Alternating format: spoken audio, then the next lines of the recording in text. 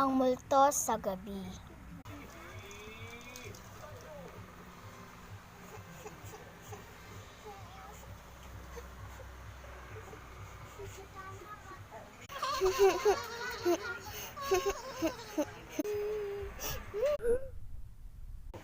Ano ba yan? Gabing-gabi na, makatulog na nga lang ulit. Kinabukasan. Ang wait kagabi, parang may kasama ko dito sa bahay. Bukas pa naman uuwi si Mama.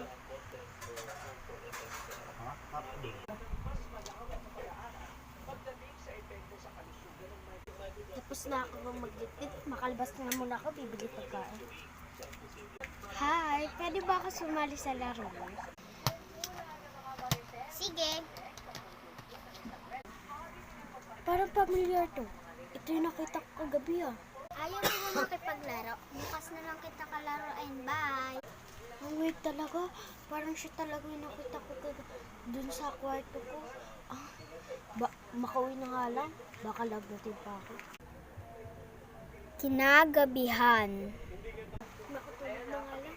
Pero ito yung bola ng kanina ko na muntik na makalaro ah. Bukas na nga lang ibalik.